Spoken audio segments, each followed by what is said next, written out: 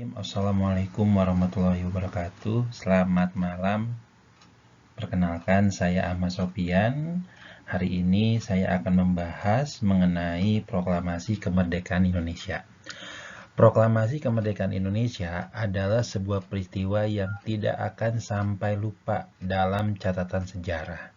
Bahkan, ini dicatat dalam sejarah yang tidak akan lekang oleh waktu. Dalam mempelajari proklamasi kemerdekaan, setidaknya ada beberapa urutan materi yang akan Bapak sampaikan.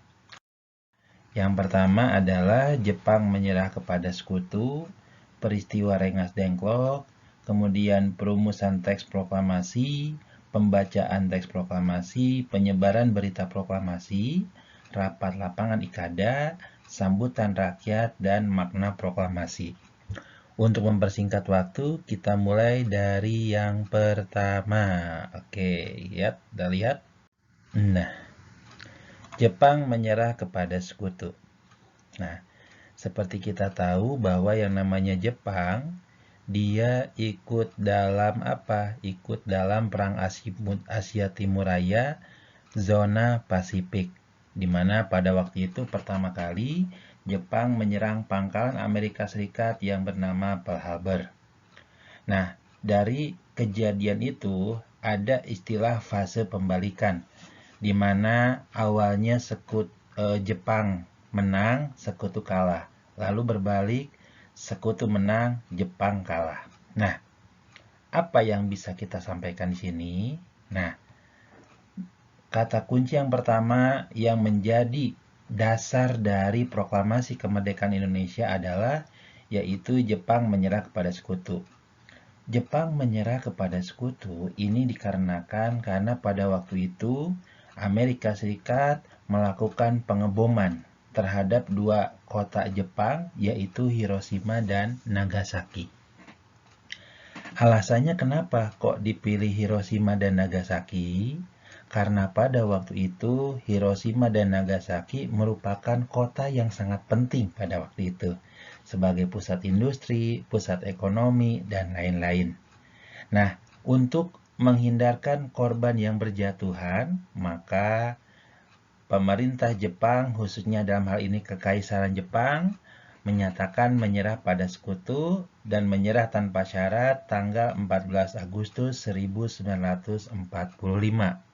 Nah, teman-teman, bom yang diledakkan Amerika Serikat itu adalah Fat Man dan Little Boy. Ini nama bomnya ya, teman-teman ya. Nah, kita lanjutkan yang berikutnya adalah ada istilah kesepakatan Jepang dengan sekutu. Jadi pada waktu itu sekutu akan melakukan beberapa kesepakatan dengan Jepang. Antara lain, sekutu akan mengendalikan negara-negara yang diduduki oleh Jepang termasuk Indonesia. Kemudian Jepang akan menjaga Indonesia dalam keadaan status quo, artinya tidak ada pemerintahan, dan pada waktu itu Jepang tidak bisa merealisasikan lagi janji kemerdekaan. Nah, kemudian berita kekalahan sekutu didengar oleh para pemuda melalui sebuah radio yang bernama BBC London. Tokoh yang mendengarkan adalah Sultan Syahrir, Wikana, Darwis, dan Hairul Saleh. Nah, dalam hal ini, golongan pemuda menyatakan sikap. Adapun sikap yang diambil oleh golongan pemuda dalam mengendalami berita kekalahan Jepang antara lain, yang pertama adalah golongan pemuda melakukan rapat di gedung bakteriologi dan memutuskan beberapa keputusan. Yang pertama adalah mendesak golongan tua untuk segera memproklamasikan kemerdekaan, karena kemerdekaan Indonesia adalah hak segala bangsa. Yang kedua, kemerdekaan Indonesia harus dilaksanakan terlepas dari pengaruh Jepang. Dengan kata lain, kemerdekaan Indonesia adalah sebuah kemerdekaan dari hasil sendiri dan bukan pemberian dari Jepang. Lalu kemudian menunjuk Wikana, Darwis, dan Subadio untuk menemui Bung Karno untuk menyatakan hasil tersebut.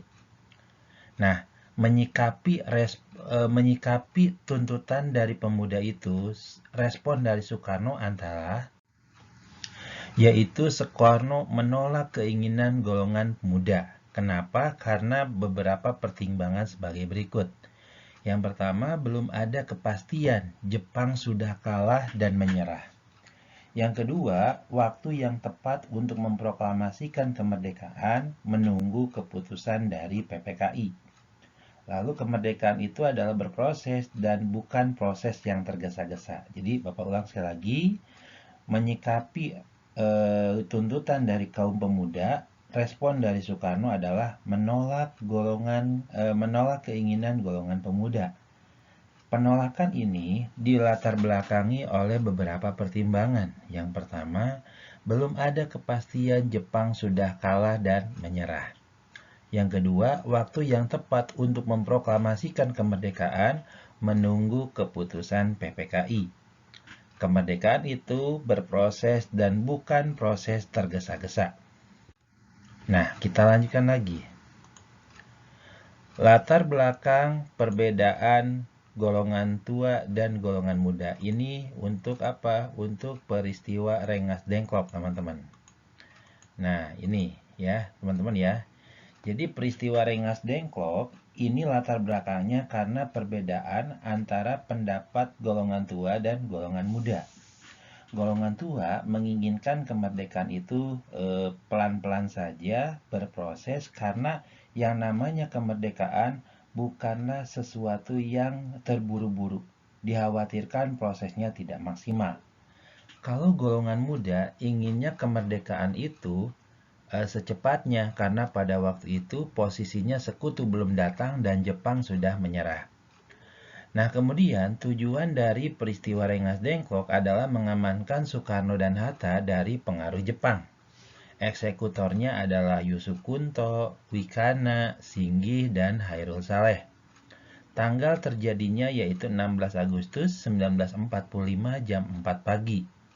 Alasan kenapa dipilih Rengas Dengklok yang pertama tidak jauh dari Jakarta, terpencil atau jauh dari jangkauan Jepang, dan dekat markas peta untuk mengcover keamanan dari Soekarno dan Hatta. Oke, sampai sini. Kira-kira apa yang Bapak sampaikan bisa kan pahami nggak? Kalau bisa, kita lanjutkan lagi ya, teman-teman ya. Nah, berikutnya ada peristiwa Rengas Dengklok dari segi petanya. Tuh, petanya sudah ada tuh ya teman-teman ya. Tuh, oke ya.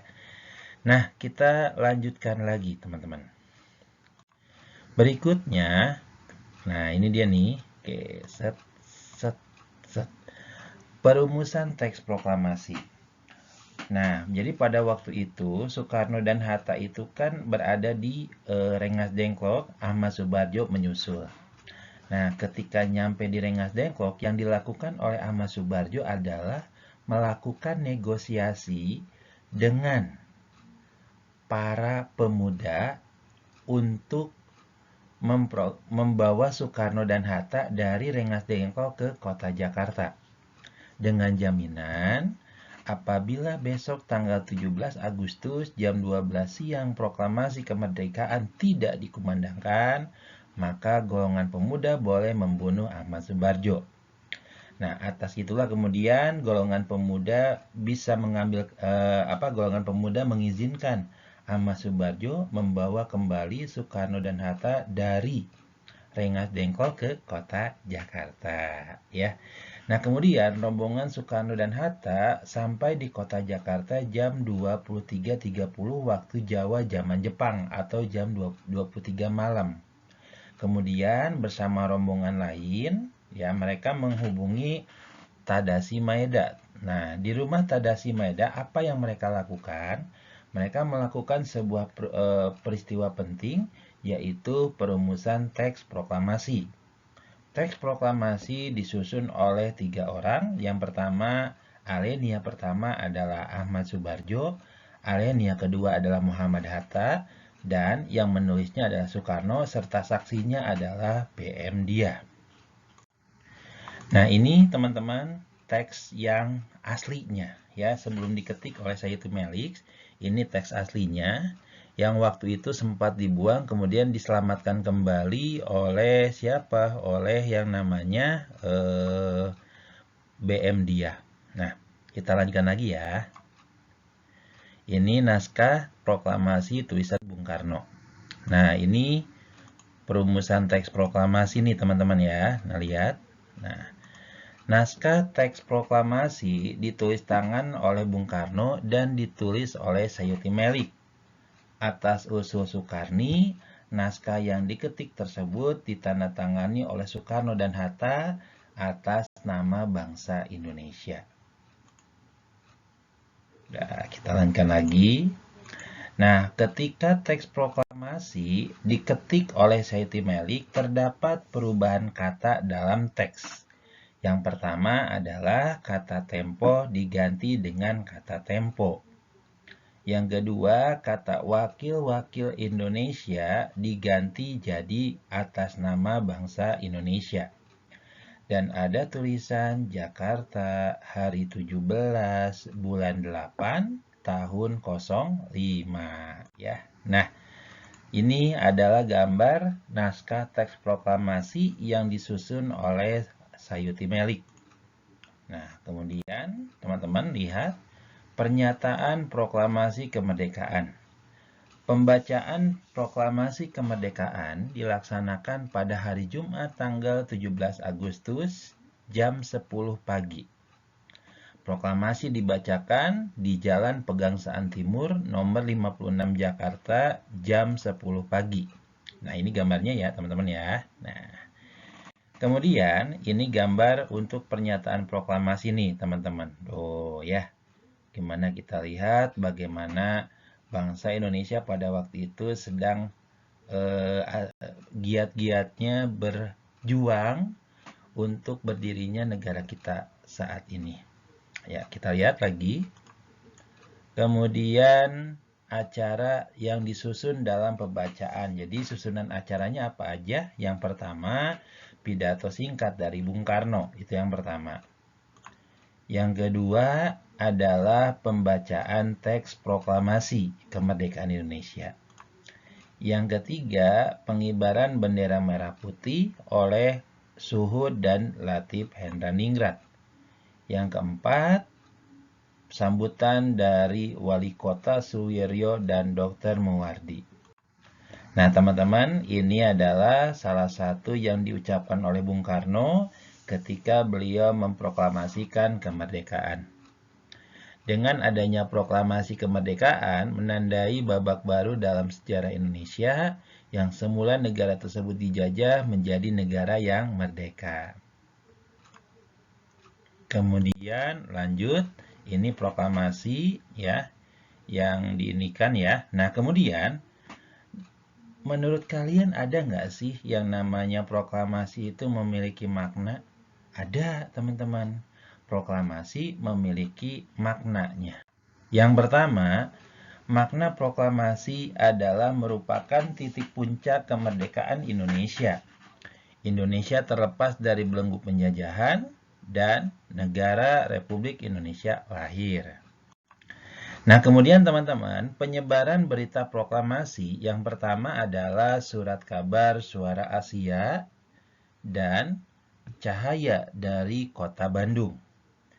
Nah, kemudian yang kedua ada kantor berita Damai. Kalau sekarang adalah berita Antara ya teman-teman ya.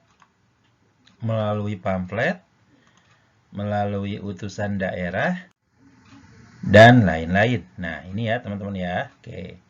Ini rapat raksasa lapangan Ikada sebagai bentuk dukungan terhadap proklamasi kemerdekaan. Dan sambutan di berbagai daerah terhadap proklamasi kemerdekaan ya teman-teman. Wah, luar biasa nih. Nah, makna rapat raksasa lapangan Ikada antara lain, yang pertama, rapat tersebut berhasil mempertemukan pemerintah Republik Indonesia dengan rakyatnya. Yang kedua, rapat tersebut merupakan perwujudan kewibawaan pemerintah terhadap rakyatnya. Kemudian yang ketiga, menanamkan kepercayaan diri bahwa rakyat Indonesia mampu mengubah nasib dengan kekuatan sendiri. Dan yang keempat, rakyat mendukung pemerintahan yang baru terbentuk. Buktinya setiap instruksi dari pimpinan, mereka selalu laksanakan. Alhamdulillah ya teman-teman, demikian Bapak sampaikan materi tentang proklamasi kemerdekaan. Mudah-mudahan apa yang Bapak sampaikan bisa bermanfaat buat kalian, dan Bapak berharap kalian bisa mengambil nilai-nilai penting dalam sejarah ini. Akhirul kalam, wabillahi taufiq wa hidayah. Wassalamualaikum warahmatullahi wabarakatuh.